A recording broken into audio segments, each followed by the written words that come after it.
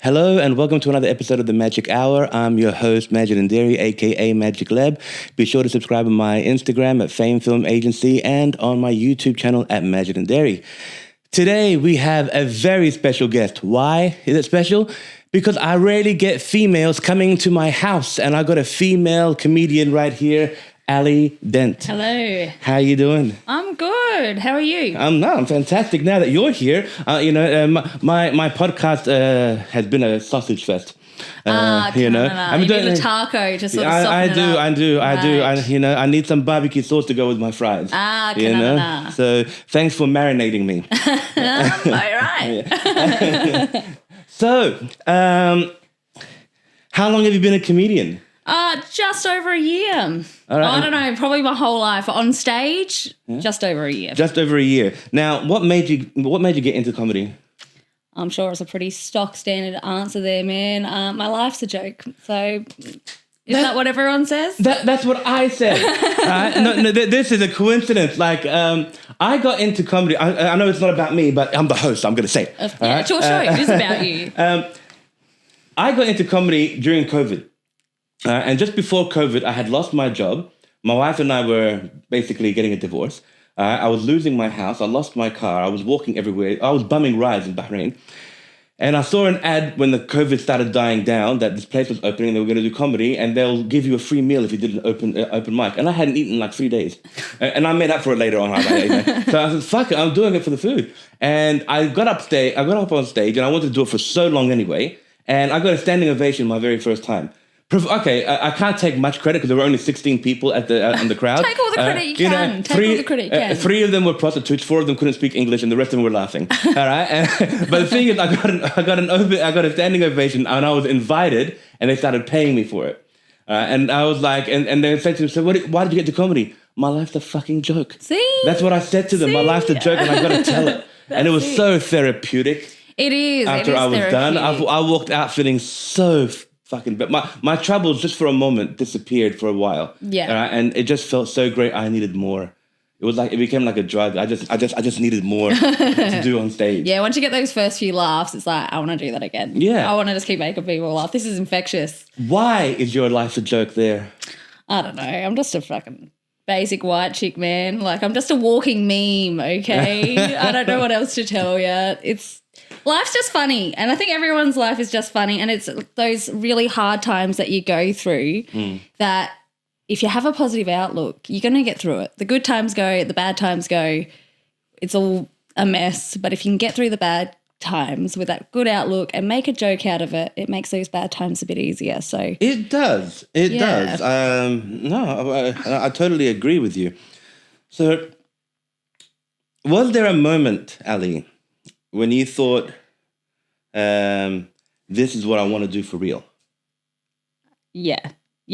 So like all the time, the more I do it, the more I'm like, I want to just do this. Yeah. I want this to be my bread and butter. I want this to be my job. Like emceeing and comedy, like just performing. And then I go back and think to when I was a kid and I hated doing calisthenics and my mum made me do that. But now I'm looking back and I'm like, taught me some stage presence. Yeah. It's you all can do full physical circling. comedy with that. That's it. There's all sorts that's helped me with. And even like I did a comedy gig when I was in year 5 for a talent show. Like there's little things I look back on. I'm like, I've always wanted to do this. It's only now that I've got the guts to admit it and actually do it. So yeah. Okay, that's pretty cool. Yeah. Were you ever funny in school? Like, were you like a school clowness? I was pretty serious in school. I was a bit of a school clowness, like in small groups, but actual in class, I was always pretty serious and just wanted to get the work done.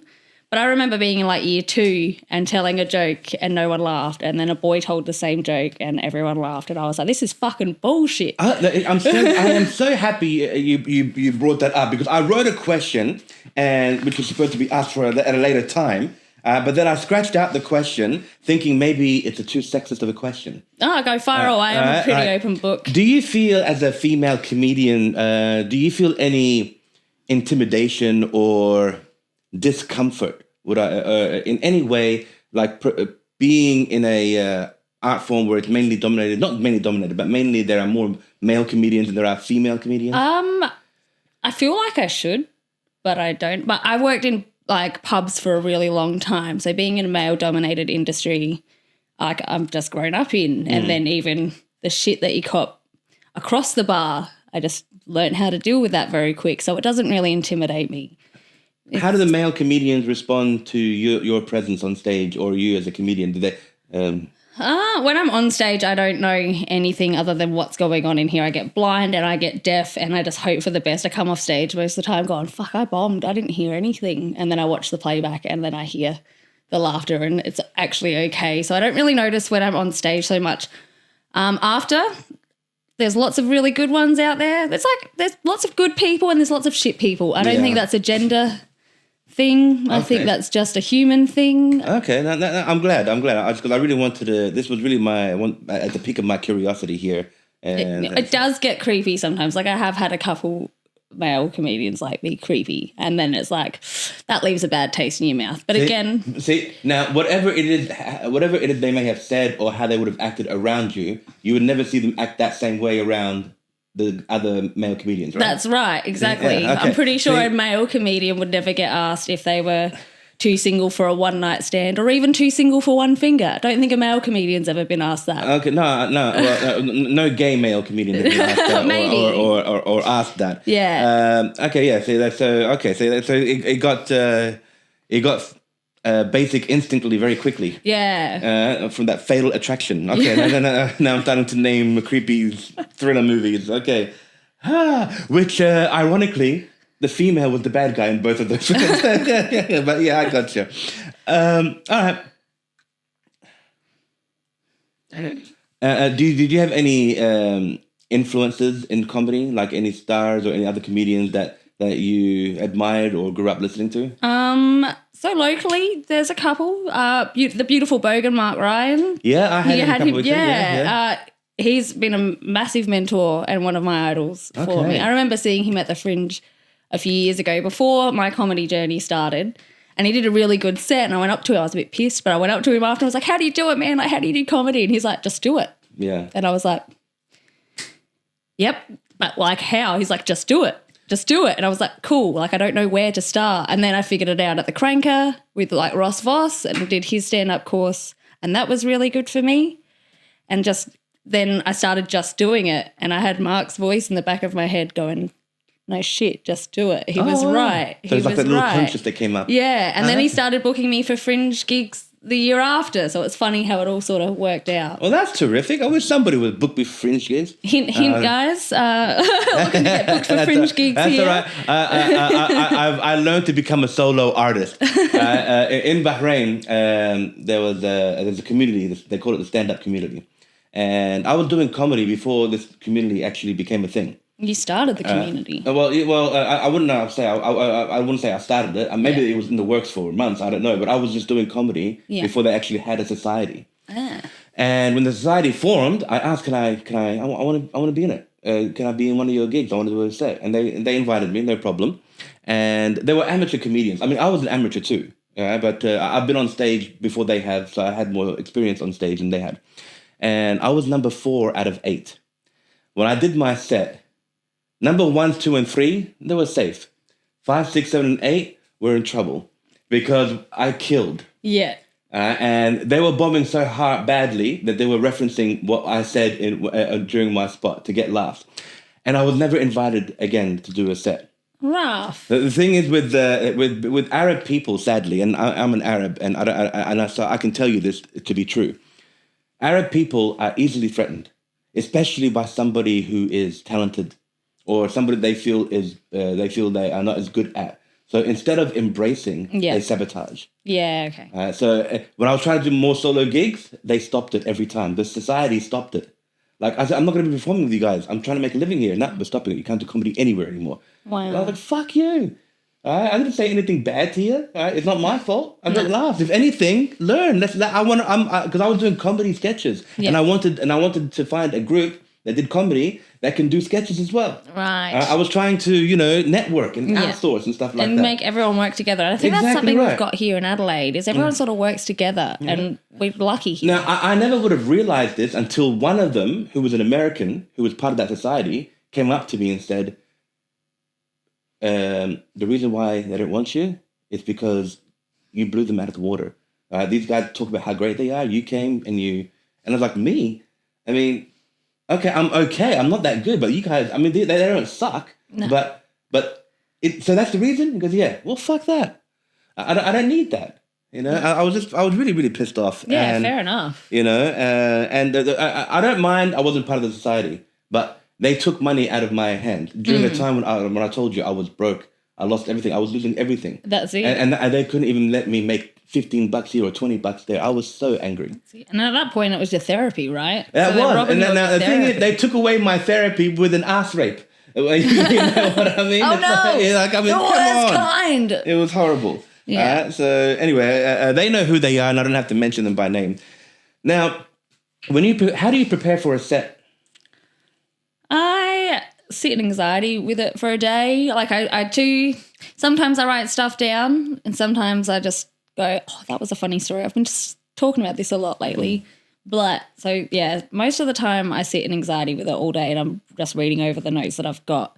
However, I went to Laugh Lab Monday just gone, and I was going to spectate. I wasn't going to perform. I was just going to watch Chelsea Finlayson. She's another new female comic on the scene. Chelsea, you're more than welcome to join. So I went to go and watch her because I knew she was going to have a crack, and then I got up totally unprepared, but I had some funny stuff happen over the weekend, and just, yeah, it was probably one of my better sets. And it was like, oh, what was the difference there? Not sitting in anxiety all day with it. Weird. Do you find yourself rehearsing? Like do you ever pick up a Probably not comb enough. or something, pretend it's a microphone? Probably not enough. Yeah. At the start I did, and that was probably when some of my better sets would happen, if I really rehearsed and really knew what I wanted to say. But then, yeah, you get to a point of over-rehearsing too, and you sound like a robot, and then you sit in anxiety with it all day. And it's Okay. like, All right. So was there a set? What was the biggest set that you ever did, your biggest gig, that made you finally stand out from the rest, that people took notice? That's Ally Dent. every set. What do you mean? No, I think probably the one on Monday night. I felt probably more myself on stage, and like Jerry Massey at the very start of all this gave me some good advice. Ali, all you got to do is be yourself. And I was like, man, like that's good advice probably, but I've been running from that my whole life. I've been running from being me. I've got to try and get better at it. But Monday I kind of was a bit more me on stage. Okay, see, now you're entering the existential part, which no. I'm only gonna ask one of them, and then we go back before we get back to it. Okay. So I think you already answered it, but I just want to clarify. When you're on stage, are you more yourself or less yourself? Somewhere in between. Very nervous. So I can't help but be me at the core of it anyway. Like it's just, I can't help that. But on stage, I'm probably a bit more anxious and trying to hold it together more. Until Monday. I don't know what happened Monday. So if I was to see Ali on stage, then talk to Ali after she gets off stage, would it be the same Ali that was on stage? Probably. Especially as soon as I come off stage. Okay. I'm still in that personality. I just sort of flick to hospitality Ali mode, which is Ali just amped up on the niceness. Yeah. I'm not as nice as Hospitality Ali is really, but I'm a good person, even though I'm not so nice sometimes. But I'm really nice when I come off stage. I'm really nice on stage, but hospitality mode. Yeah, of course. I mean,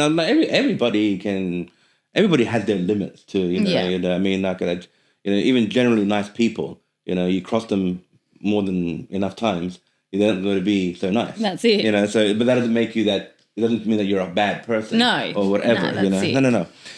Okay, now let's get to some fun questions. Woo, I like fun. Okay. If you can do your comedy set for any audience in history, which era would you choose? Oh, that's a deep question, man. I'm too shallow for this. Don't sell yourself short. I think I'm probably in the era that I should be in for comedy. I think I was born well after my time. I think I probably should have lived through like the 70s and the 80s. But as far as my comedy style and stuff goes, I'm probably in the right time for that right now. Okay. Well, if anybody was to ask me that question, I would pick to do a comedy set right after Hitler did his major speech. That'd be dicey. Yeah, That'd be dicey. Because You'd have some good material. Because I think that would be the best time, the best test to see if you're funny. Something just like a big bunch of evil came out of somebody's mouth and everybody cheered and like we're wired up. Imagine just going up and doing a set right after that. Aren't we already there in America? Oh, well, now it's happening again. Isn't it the same? Now it's happening again. All right. You know what's funny? You know how style comes back? Yeah. Like hairdos come back. Yeah. Shoes that you wore in the 70s come back. I never thought I'd live long enough to see concentration camps coming back. No, dictation came back. Yeah, dictatorship is back. Concentration camps is back, and they're doing it better. They're doing it better. Oh no! You know, they're doing it in a way where they made the people believe it's the right thing to do this time. Okay, now let's get away from the politics Next. here. Okay, finish the following sentence. Oh fuck! Comedy is fun. There we go. Yeah. I'm on a South Park mood today. Okay. All right. Here. If aliens came down here to Earth, Oh no! and asked you to explain humanity with one joke, what do you think you would say? With one joke. Oh, now you put me on the spot. It normally takes a bit of time. I'm not that smart. I don't know. Just have a look at it. There's your joke. Come down, have a look. Need I say more? There's the joke. We're just a circus and we all think we know what we're doing. That's smart. We are the joke. Yeah.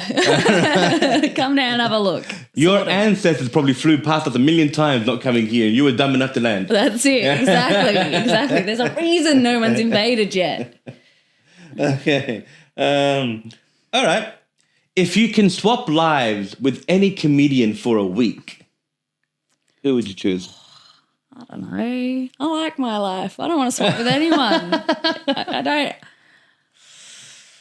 Probably Kitty Flanagan because she lives out in the middle of nowhere. Okay. I'm pretty sure. I think she lives out in the middle of nowhere in Northern Territory somewhere. I think that would be good.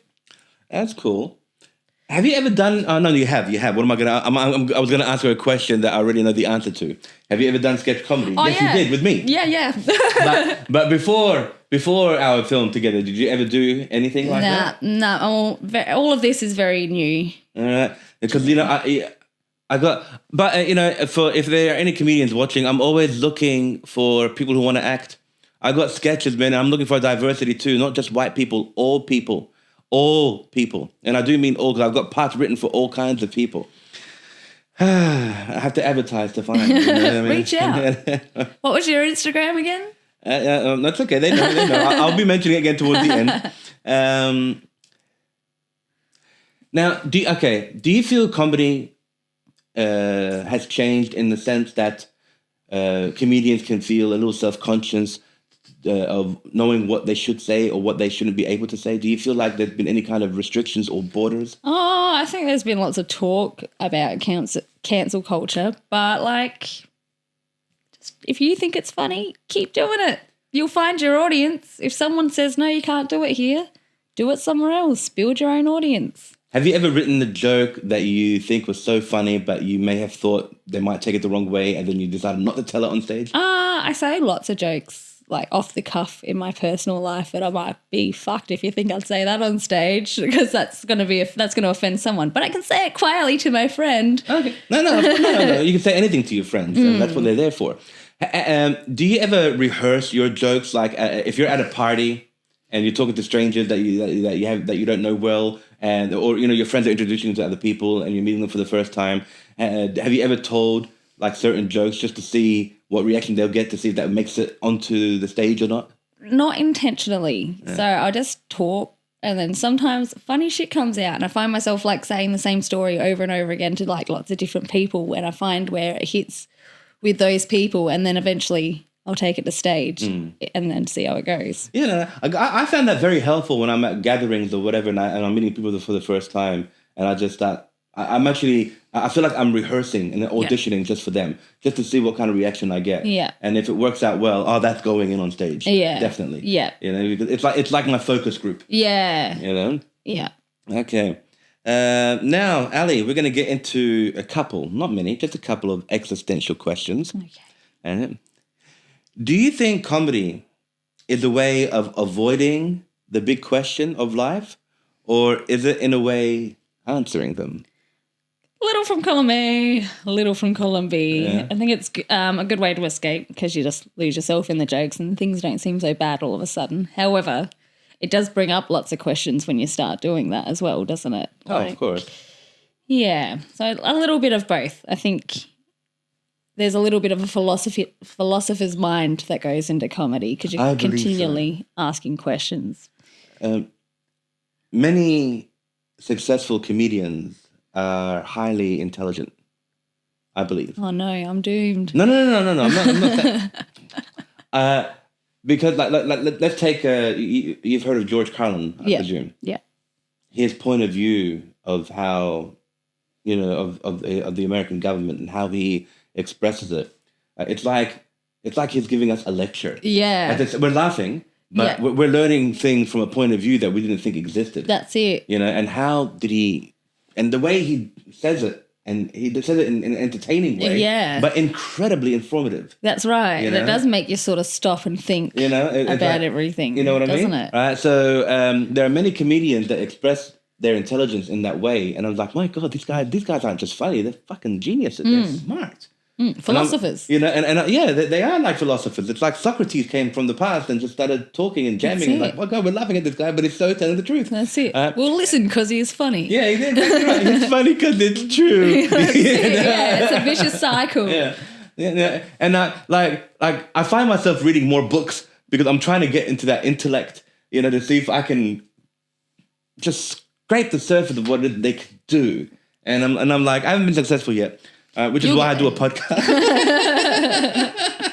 Hey, if I can't get famous and talented, I'm going to have famous and talented people here. When does that start? Is comedy about connecting with people or escaping from them for you? Again, little from column A, little from column B. Okay. I'm not a huge fan of being in a crowd, so I think being on a stage, that's a good disconnection. Okay. But I'm going to delete my existential questions here. I'm going to get the answers that I wanted. Okay. But it is a really good community, and especially in Adelaide. I think we've got a very welcoming comedy community. Have you performed anywhere else besides Adelaide? Not yet. You're an Adelaidean true and true. True and true. And through and through. Yeah. Okay. Have you ever found an audience that you may have performed for to be easily offended by anything that you may have said? Nah, but I don't really. I think the biggest person I offend in my sets is probably me. You offended yourself? No, not offend myself, but I'm the person I try and hang shit on. I don't want to hang shit on other people, and I don't want to leave people feeling offended, so I sort of dance around. Yeah, but what do you consider an offence? No. See, this is why I just don't even go near other people. I just hang shit on me. No, because you can tell an offensive joke. God forbid, you can even tell a racist joke. But that doesn't necessarily mean you are a racist. No, that's it. And they're all jokes. But audience members don't always perceive that, do they? They forget that a joke can just be a joke and you don't mean anything mean really by it. Even if it was a bit of a sassy joke, it was just a joke. But people forget that sometimes, and I don't want to be perceived as being racist or sexist of course. Humanist or doggist, I don't know. I mean, growing up in Australia, it's kind of almost impossible not to add a little racism to your set. I don't know how it is for a white girl. See, I get scared. I'm a white girl. I don't want to go saying nothing. So I can't tell your story from your point of view. Because I used to be made fun of by girls that look like you. Exactly. I don't want to be that guy. I don't want that. I'm sure you've all copped it all enough. Look, it's just not Australia if they don't tell you fuck off. You know what I mean? It's just not Australia. Growing up here, one of my nicknames was "Why?" Put it, they take 3 words, and they Australians have this talent of taking 3 words and morphing it into one. Yeah. Why? You know what I mean? And I was like, I thought I'd been given one of those Aboriginal native names, And then I started saying Aboriginals, and I was like, why are you here? That's what they're calling me. No. Why are you here? Oh, Oh. Ah. Dang. Now, you know what? I'm going to start hanging out with you guys and not those guys. I Because I was like, understand you. can you give me one of those cool names? One of my favorites one was Go Back. Oh, yeah.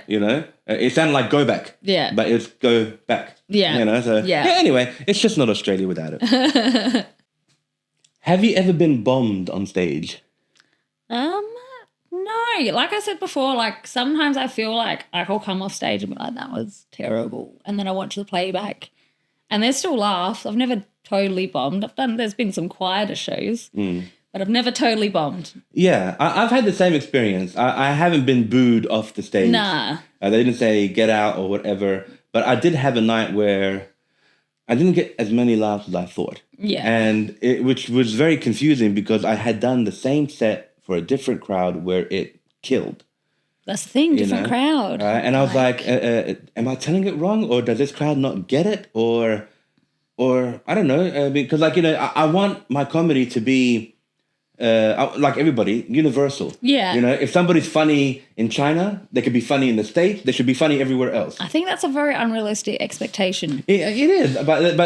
But successful comedians can make anybody laugh, almost. Like Louis, have you heard of Louis C.K.? No. Oh, wow. Louis C.K. is a American comedian, incredibly funny, and he spoke about an experience about giving a show in Australia where he finally found out that Australians and Americans have nothing in common. Yeah. And he didn't say that he got booed. He heard laughter, but like it's just that the sense of humor was their taste of sense of humor wasn't to what he was doing, which is I found that very shocking because I watched Louis C.K. and I can't help but laugh at everything this guy says. I mean, he is funny at a universal basis, but even when I heard that he had trouble here, maybe there's hope for us all. That's it. I mean, it's just I think amazing. people can be universal comedians, but your material might not be universal. Like you got to pick your material for your particular crowds. Now, do you think it also depends on material, or does it depend on the status of the comedian? Like, let's say Eddie Murphy came to Adelaide. Do you think he'll get booed? If he told some real bad jokes But and people Eddie were Murphy's expecting... status, I mean, just watching him. The higher the status, the harder it is because You people reckon? have a higher expectation. And then if you're not funny and they've got this expectation up to here and you've come in short, you're going to get booed because they've paid a lot of money and had a lot of expectation for you to be shit. Yeah. So if he's like, I think status can be a bit debilitating. Okay. That would add pressure, I think. Samuel Abade came a few weeks ago, and he just killed it. I mean, the guy was exhausted on stage. You can see the bags under his eyes. He's doing 2 shows a day. He just came out of a 14-hour flight. Wow. He went to the hotel just to change clothes and went straight to the Rhino Room to do 2 shows back to back. And he had to leave the next morning to Perth and do 2 shows there. Busy boy. That's the dream, though, right? Yeah, no, I wouldn't mind that sleep deprivation. It is a dream, but you don't want to, you don't want to put your health at risk because, because how can you Probably not still the be best funny? advocate. It feels like you're in a hangover of telling jokes. Was he funny, though? He killed it. Now, I can tell you this: he was exhausted, and he made us laugh. If he was more awake, I think he would have done. He would have gotten more laughs. Yeah. I just felt like, Adelaide, I'll just be casual. But that's kind of the Adelaide. When I get to Sydney or Singapore or where there's a bigger crowd, they'll have a different presence on stage. Yeah. Because like when he came here, I was like, why is he performing at the Rhino Room? I mean, no disrespect to the Rhino Room, but this guy is big. You'd think you can fill out an entire arena. Yeah. Like for him to be at the Rhino Room. I mean, I love that he was at the Rhino Room because it was small. I was this close to him. I was as close to him as I am to you right now. I think I saw a photo of you with him. Yeah. We talked afterwards, and he was such a gentleman. And take some notes? Yeah, no, just chatting with him, and he was just such a cool guy, I mean, I like he's dealing with the crowd, and he took the time to speak to everybody. He didn't have to do that. No, he could have just done what many comedians do: just leave from the back door, good night, and not sign autographs, not take pictures. He took pictures with everybody that asked. So he was really cool about it. Okay, moving on. Okay. All right. let's get to some funny questions. All right, Okay. funny. What's the most useless talent you have that isn't comedy? I'm not very talented. Probably making everyone else look good. My lack of talent to help everyone else look good. That's Well, do you still have your kick-ass calisthenic skills? maybe. Yeah, I doubt it. It's been I don't like think a good 20 have they become years. useless now? Probably, yeah, it's very useless. Oh, no, because the stage presence has come in handy. No, of so, course not. yeah. Of course not. And mine would be like, I can't play an instrument, so totally useless. You know, 'cause when you're It's a not kid, really, it's a useless when talent. you're a kid, you want to be a musician or something. You know, you see all the stars on TV. Okay, I can play the triangle. here's one that I concocted up last night. If animals could do stand-up, which one Hyena. would bomb the hardest? Okay, maybe not hyena. I think hyena would bomb the most. Because they'd be too busy laughing through their set. Yeah, exactly. 'Cause Like, I think my answer would be hyena. hyena because they'll be laughing through the joke and during the punchline and the setup and like. Yeah, you know your joke, but the crowd doesn't. So would your answer be hyena for that one? Yeah, okay, yeah, I'm locking in hyena. Okay, then which animal do you think would kill on stage? Probably the elephant. Oh, you're reading my mind. So many dick jokes right there. You know, no, I'd say elephant because if you don't laugh at this guy's going to stomp all over us. Elephants are so scared, though. They wouldn't. No, they are scared, but other animals are scared of them. Yeah, because that's of their it. size. Yeah. You know, lions are the king of the jungle. My ass, I believe it's elephants. I saw it on this one of those things on the Serengeti on the video. An elephant walking past the pride of lions. Right, just one elephant, and he just let out a big roar with his trunk, like that, and they freaking scattered, man. They ran, and it's like, oh, king of the jungle, my ass. Here comes freaking. If they're the king, he's the emperor. Yeah, that's it. He's the god of the jungle. He's totally over it. Okay. Okay, which historical figure do you think would have been a very successful comedian? See, I'm not that educated. I don't know that much about history.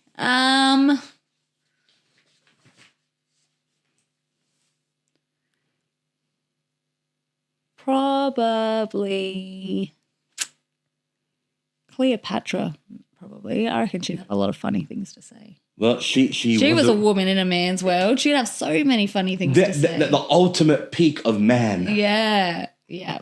She'd be all about the feminist jokes. Yeah, I can totally see that. You know, which leads me to my next question. All right, if comedy clubs had bouncers, okay, for bad jokes, how often would Ally Dent get kicked out of the club? Oh, at least every show. Probably at the start of my set. Wait, it gets better. Give me a second. I'm warming up. Yeah, probably the first half of every set. Yeah. Have you ever had a moment with your friends that was so hysterical that you just had to share it on stage? Even if it was something personal, and just to make sure that they feel secure that you're not talking about them, you are talking about them, but without mentioning names. I did that on Monday. I told a work story. Now, you have been on stage a lot lately. I've been trying. No. I follow you on Instagram. I'm seeing all your Ally posts. Ally Dent on Instagram, guys. It's all right. It's at the beginning of the show and the end. They'll get you in here. You're on fire.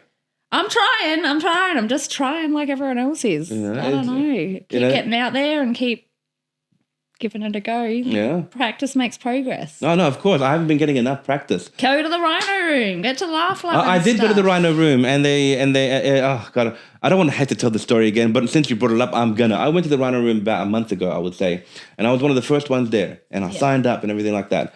And when it was time to almost get started, one of the people in charge of the Rhino Room said to me that he had to cut my time. Cut my time because he had to cut me off the list. You couldn't be on it. I was like, okay, fair enough. I'm pissed, but I was so unhappy about it because it's not easy for me to get out because I got responsibilities, with a kid and everything, I was so distraught about it that I didn't ask him the question that a Lebanese person should have asked, which was just a curiosity. How did you land on me?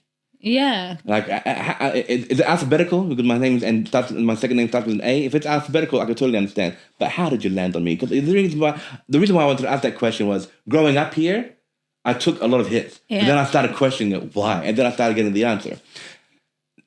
I didn't ask that question. So you know what I did instead, Ali? I asked everybody else that was there if they got cut off. Nobody else did. Wow. And I was like, how many acts were there? there were a lot. Lots, yeah. All right, but if they just needed to get rid of one, Yeah. okay, but still, I'm still going to ask, why me? Yeah. You know? I mean, have some diversity. Everybody else here is non-Arab and non-Asian and whatever. They're all white, basically. Yeah. All right? And I'm not saying the Rhino Room's racist. Don't take it the wrong way. All right? That's just my pet peeve. Yeah. All right? I haven't made it. Sometimes I've gone there and I haven't made it on. Yeah. I've been lucky. He did say he'll make it up to me, but I just haven't had time to go back, and I want to go back. Yeah. You Just know? message him. Message him before you go back. Yeah, but you know, the understanding is get here on time to sign on. Yeah. So you can get a guaranteed Especially spot. if you were the first one there. You know, and I was the first. I was one of the first ones. I was like probably the third person on the list. You know, so I got there on time. I followed the rules. You know what I mean? Yeah. Anyway, I'll. It's you know, I've performed the Rhino Room a few times, but I want to perform for a different set of crowd. Yeah. And hopefully a crowd that's not filled with comedians. Yeah. As the audience members, because the comedians, they're there to learn and they're there to observe more than they are there for laughs. Yeah. You know what I mean? Yeah. Like a comedian, if he doesn't laugh at your joke, it doesn't mean he doesn't find it funny.